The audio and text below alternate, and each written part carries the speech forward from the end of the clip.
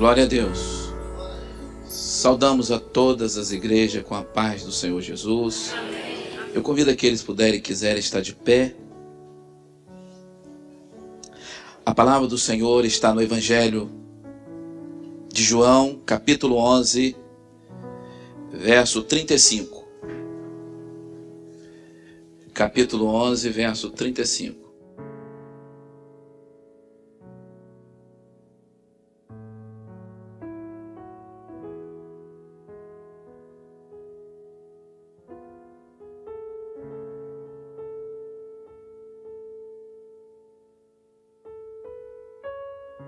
Podemos ler junto, todas as igrejas, junto comigo, somente esse verso.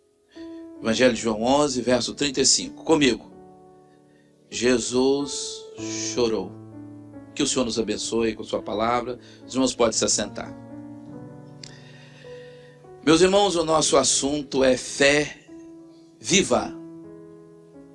Fé viva. Temos tratado desse assunto e hoje o que nós encontramos, cada esquina, cada vida, às vezes uma fé temporal, terrena, algo até místico.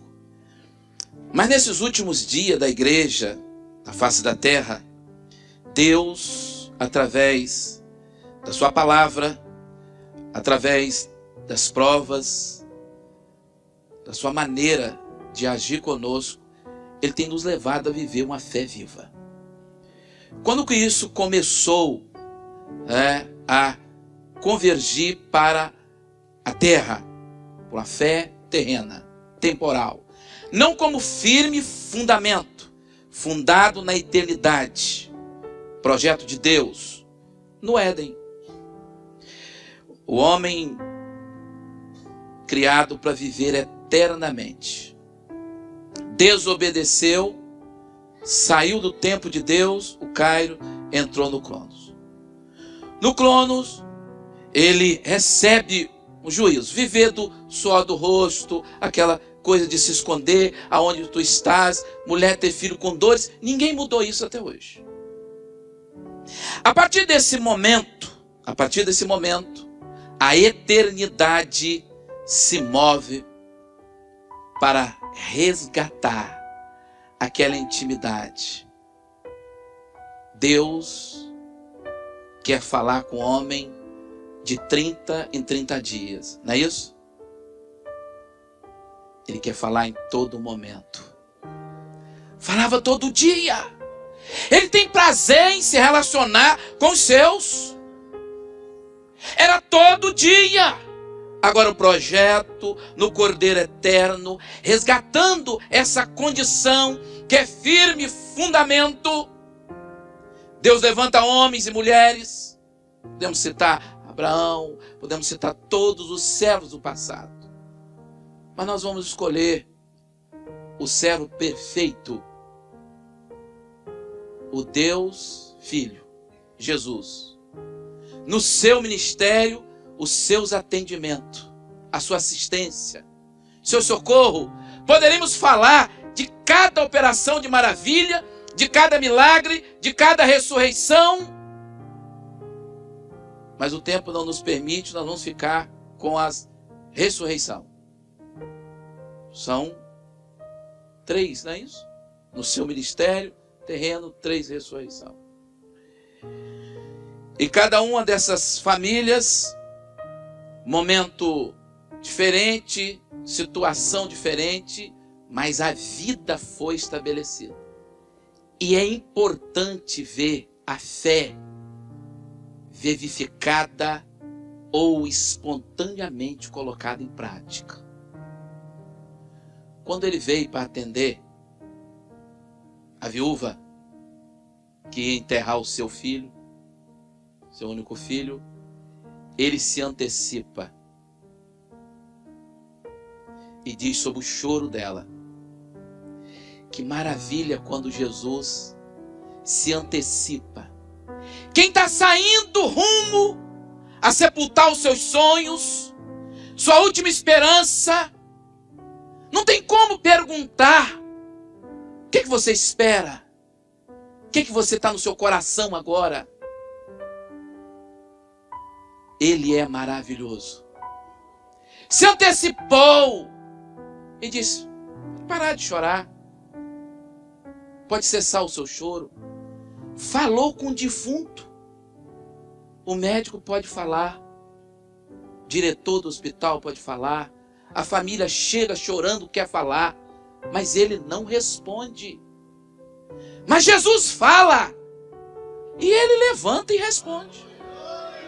É maravilhoso entender isso, porque naquele momento, registrado em Lucas 7,16, diz que caiu um temor e glorificavam a Deus e dizia: um grande profeta se levantou entre nós, se vê uma fé vivificada aqui.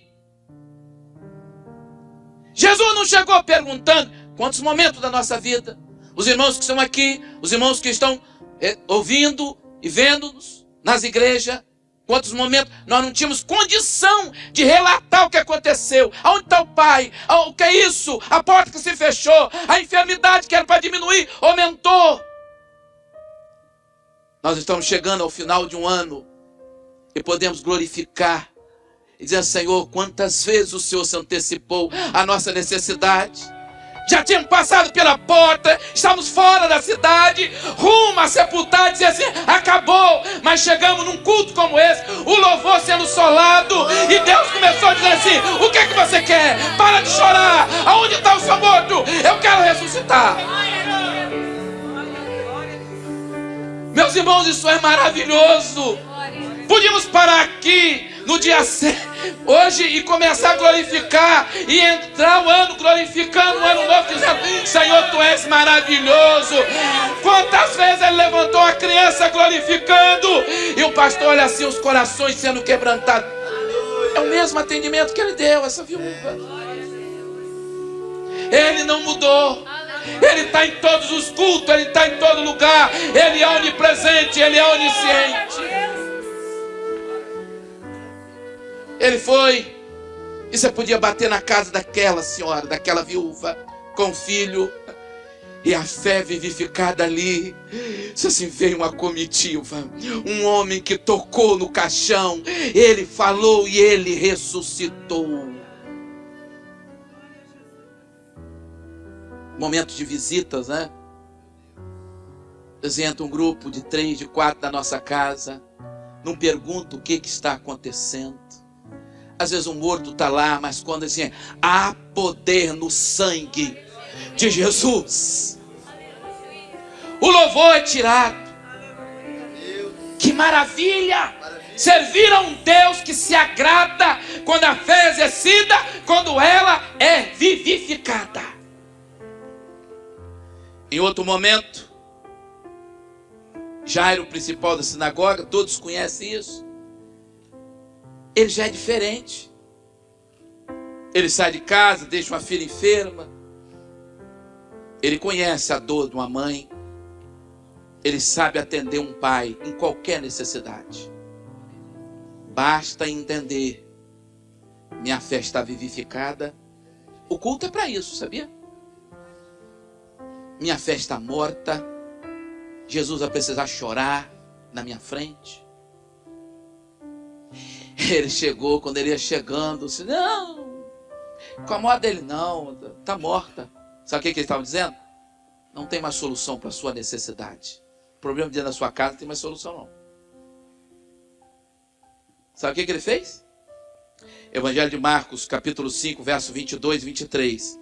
E eis que chegou um principal da sinagoga, por nome Jairo, e vendo, prostou-se aos seus pés.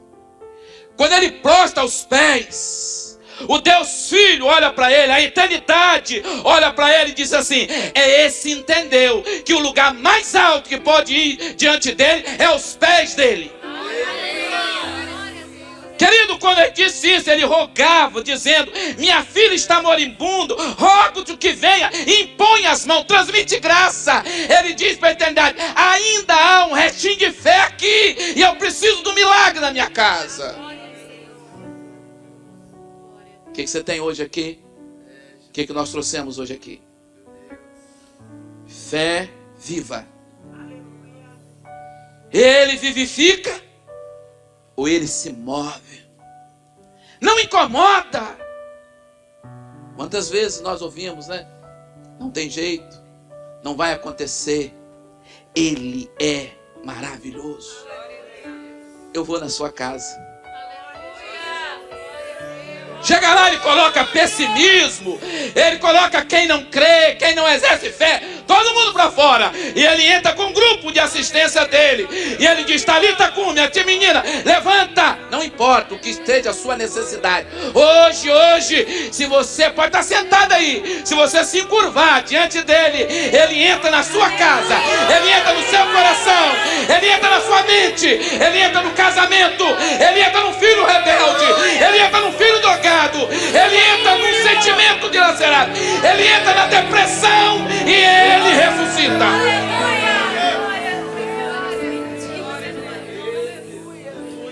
Ele não mudou.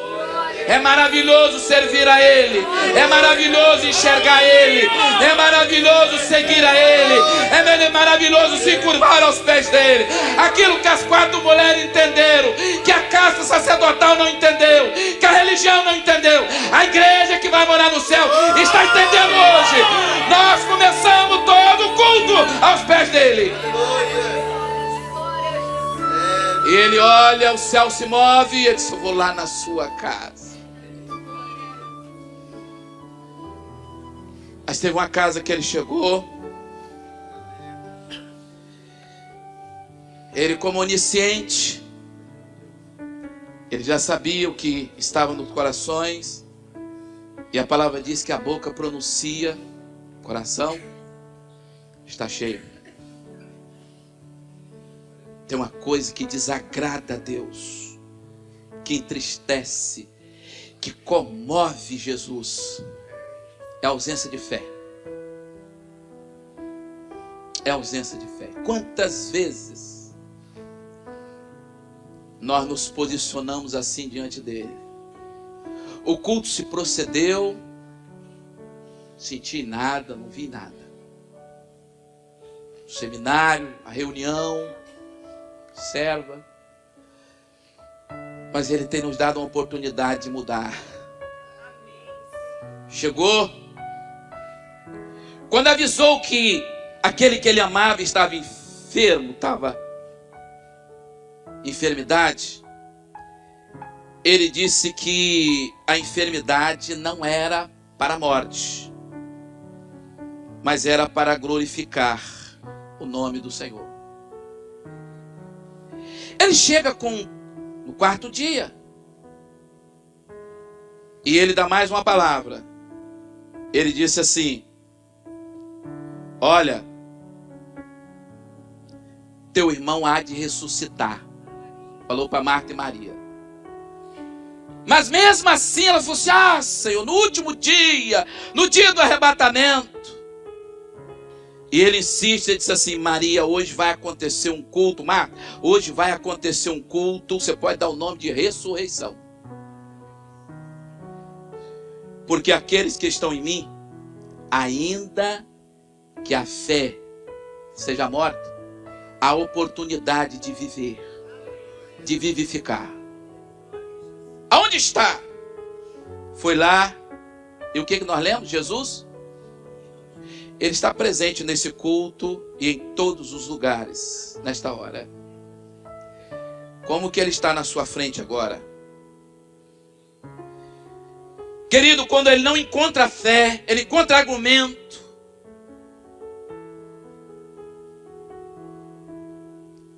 Ele não diz: eu vou na sua casa, levanta. Ele não toca, Ele não fala com o outro. Ele chorou. Resultado, como homem, uma comoção, um sentimento. Ele tinha dado uma palavra que era para glorificar. Quantos momentos que nós desperdiçamos oportunidade. Nós estamos debaixo de promessa de vitória. Aleluia. Nós somos mais do que vencedores em Cristo Jesus. As lutas às vezes se levantam. Hoje o inimigo tem investido muito nos lares. E às vezes você olha e você diz: é para amanhã. Não, a vitória é agora. Ele está presente. O renovo é agora, a restituição é agora, abrir o sepulcro é agora, sair para fora é agora, tirar as ataduras é agora, sair o mau cheiro é agora. Amanhã tem outra bênção. Vivificar a fé agora. Sem fé é impossível. A fé levou os heróis a dar o melhor, a agradar, levou a executar projeto, levou a dar testemunho. A fé agrada o coração de Deus. Sem fé é impossível. Por isso, lá no Evangelho de Lucas 18, verso 8, diz assim: quando, porém, viu o Filho do Homem, porventura achará fé na terra. Ele não vai dizer quantos anos você tem, quantas instrumentalidades você tem, quanto dinheiro você tem na conta, quantos caras. Não, não. Ele vai olhar e dizer assim: tem fé. Ele vai dizer: levita, pode subir.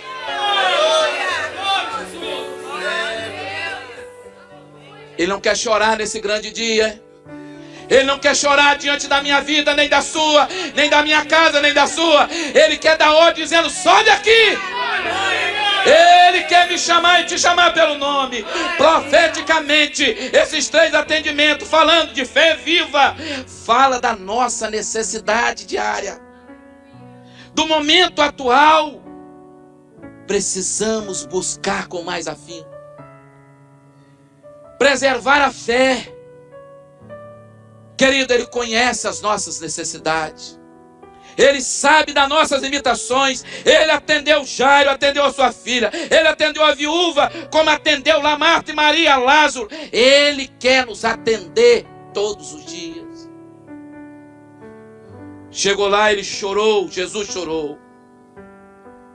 Mas mesmo assim, pela sua misericórdia, pela sua graça, pelo seu favor, Ele disse assim: tira a pedra.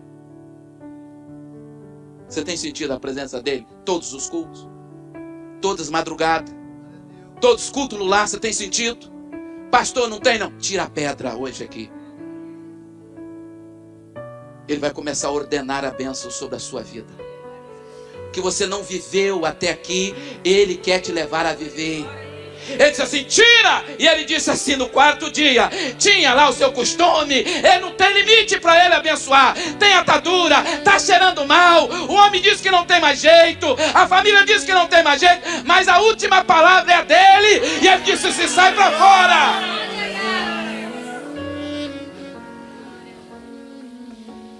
Querido, quando sai para fora, ele está dizendo assim: a fé viva é o agente de união que aproxima o homem de Deus. Nós precisamos cuidar da nossa. O nosso coração tem que estar cheio dessa fé. Nós precisamos viver de fé em fé. O justo vive pela fé. E se nós não vivemos dessa forma, desviar, Ele não tem prazer em nós. Ele tem prazer numa igreja de fé, em homens de fé, em jovens de fé. A fé se robustece no caminho da espera. Sabia? O evangelho faço hoje quer determinar: não aceitamos.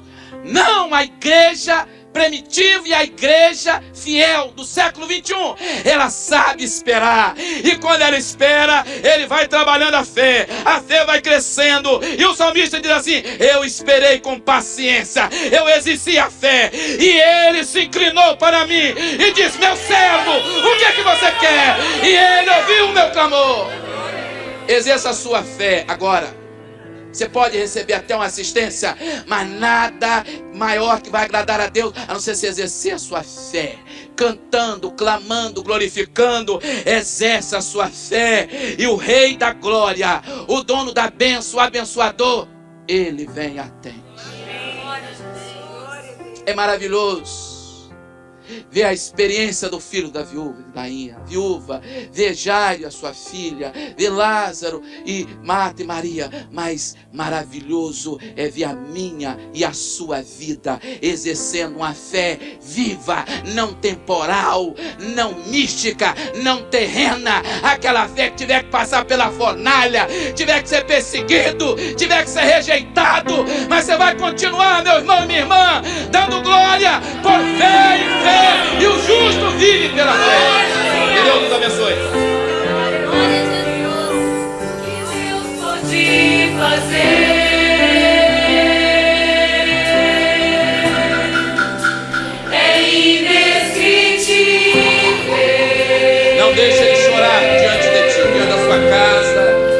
sua necessidade, sua instrumentalidade.